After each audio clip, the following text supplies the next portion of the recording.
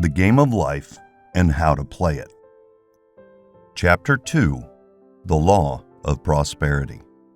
One of the greatest messages given to the race through the scriptures is that God is man's supply, and that man can release, through his spoken word, all that belongs to him by divine right. We must, however, have perfect faith in his spoken word. Isaiah said, "My word shall not return unto me void, but shall accomplish that where it is sent." We know now that words and thoughts are a tremendous vibratory force, ever molding man's body and affairs. A woman came to me in great distress and said she was to be sued on the 15th of the month for $3,000. She knew of no way of getting the money and was in despair. I told her that God was her supply and that there is a supply for every demand. So I spoke the word. I gave thanks that the woman would receive $3,000 at the right time in the right way. I told her she must have perfect faith and act her perfect faith. The 15th came, but no money had materialized. She called me on the phone and asked what she was to do. I replied, "Well, it's Saturday, so they won't sue you today. Your part is to act rich, thereby showing perfect faith that you will receive it by Monday." She asked me to lunch with her to keep up her courage. When I joined her at a restaurant, I said, "This is no time to economize. Order an expensive luncheon. Act as if you have already received the $3,000. All things whatsoever ye ask in prayer, believing, ye shall receive." You must act as if you had already received. The next morning, she called me on the phone and asked me to stay with her during the day. I said, "No, you are divinely protected, and God is never too late." In the evening, she phoned again, greatly excited, and said, "My dear, a miracle has happened. I was sitting in my room this morning when the doorbell rang. I said to the maid, 'Don't let anyone in.' The maid, however, looked out the window and said, 'It's your cousin with the long white beard.' So I said, 'Call him back. I would like to see him.' He was just turning the corner when he heard the maid's voice, and he came back. He talked for about an hour, and just as he was leaving, he said, 'Oh, by the way, how are the finances?' I told him I needed the money, and he said, 'Why, my dear, I will give you $3,000 the first of the month.' I didn't like to tell him I was going to be sued. What shall I do? I won't receive it till the first of the month, and I must have it tomorrow. I said, 'I'll keep on treating.' I said, 'Spirit is never too late. I give thanks she has received the money on the invisible plane and that it manifests on time.' The next morning, her cousin called her up and said, 'Come to my office this morning and I will give you the money.' That afternoon, she had $3,000 to her credit in the bank and wrote checks as rapidly as her excitement would permit. If one asks for success and prepares for failure, he will get the situation he is prepared for. For example, a man came to me asking to speak the word that a certain debt would be wiped out. I found he spent his time planning what he would say to the man when he did not pay his bill, thereby neutralizing my words. He should have seen himself paying the debt. We have a wonderful illustration of this in the Bible, relating to the 3 kings who were in the desert, without water for their men and horses. They consulted the prophet Elijah, who gave them this astonishing message. "Thus saith the Lord, Ye shall not see wind, neither shall ye see rain, yet make this valley full of ditches." Man must prepare for the thing he has asked for when there isn't the slightest sign of it in sight. For example, a woman found it necessary to look for an apartment during the year when there was a great shortage of apartments in New York. It was considered almost an impossibility, and her friends were sorry for her and said, "Isn't it too bad? You'll have to store your furniture and live in a hotel."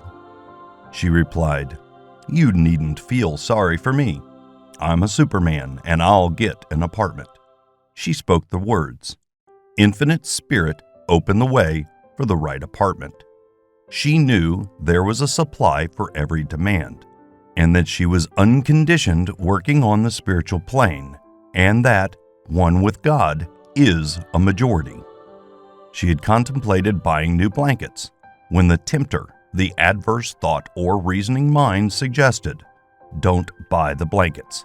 Perhaps, after all, you won't get an apartment and you'll have no use for them." She promptly replied to herself, "I'll dig my ditches by buying the blankets." So she prepared for the apartment, acted as though she already had it. She found one in a miraculous way, and it was given to her although there were over 200 other applicants. The blankets showed active faith. It is needless to say that the ditches dug by the three kings in the desert were filled to overflowing. Read 2 Kings. Getting into the spiritual swing of things is no easy matter for the average person. The adverse thoughts of doubt and fear surge from the subconscious. They are the army of aliens which must be put to flight. This explains why it is so often darkest before the dawn. A big demonstration is usually preceded by tormenting thoughts. Having made a statement of high spiritual truth, one challenges the old belief in the subconscious, and error is exposed to be put out. This is the time when one must make his affirmations of truth repeatedly, and rejoice and give thanks that he has already received. Before ye call, I shall answer. This means that every good and perfect gift is already man's, awaiting his recognition. Man can only receive what he sees himself receiving. The children of Israel were told that they could have all the land they could see. This is true of every man. He has only the land within his own mental vision. Every great work, every big accomplishment has been brought into manifestation through holding to the vision. And often, just before the big achievement, comes apparent failure and discouragement. The children of Israel, when they reached the Promised Land, were afraid to go in, for they said it was filled with giants who made them feel like grasshoppers. And there we saw the giants, and we were, in our own sight, as grasshoppers. This is almost every man's experience. However, the one who knows spiritual law is undisturbed by appearance and rejoices while he is yet in captivity. That is, he holds to his vision and gives thanks that the end is accomplished. He has received. Jesus Christ gave a wonderful example of this. He said to his disciples, "Say not ye, there are yet 4 months, and then cometh the harvest? Behold, I say unto you, lift up your eyes and look on the fields, for they are ripe already to harvest." His clear vision pierced the world of matter, and he saw clearly the fourth-dimensional world, things as they really are, perfect and complete in divine mind. Perfect and complete in divine mind.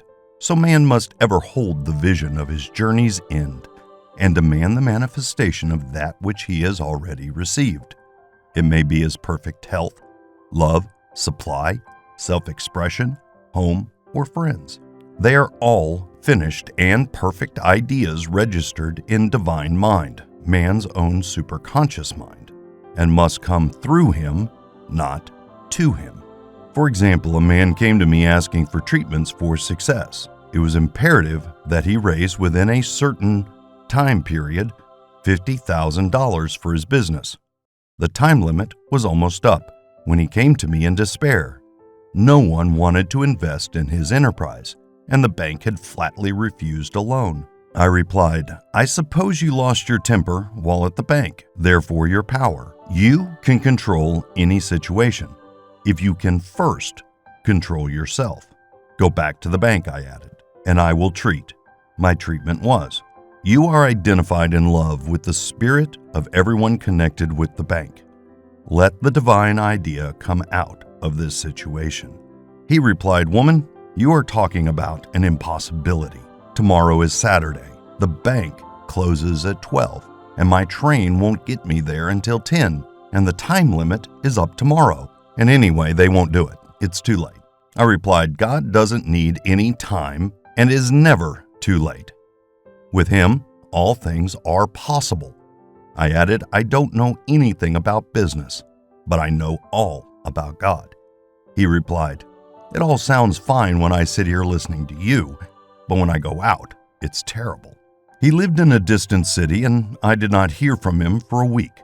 Then came a letter. It read, you were right. I raised the money, and I will never again doubt the truth of all that you told me. I saw him a few weeks later, and I said, what happened? You evidently had plenty of time after all. And he replied, my train was late, and I got there just 15 minutes to 12. I walked into the bank quietly and said, I have come for the loan. And they gave it to me without a question. It was the last 15 minutes of time allotted to him, and Infinite Spirit was not too late. In this instance, the man could never have demonstrated alone. He needed someone to help him hold to the vision. This is what one man can do for another. Jesus Christ knew the truth of this when he said, if two of you shall agree on earth as touching anything that they shall ask, it shall be done for them of my Father which is in heaven. One gets too close to his own affairs and becomes doubtful and fearful. The friend or healer sees clearly the success, health, or prosperity and never wavers because he is not close to the situation. It is much easier to demonstrate for someone else than for oneself. So a person should not hesitate to ask for help if he feels himself wavering. A keen observer of life once said, no man can fail if some one person sees him successful. Such is the power of the vision, and many a great man owed his success to a wife or sister or a friend who believed in him and held without wavering to the perfect pattern.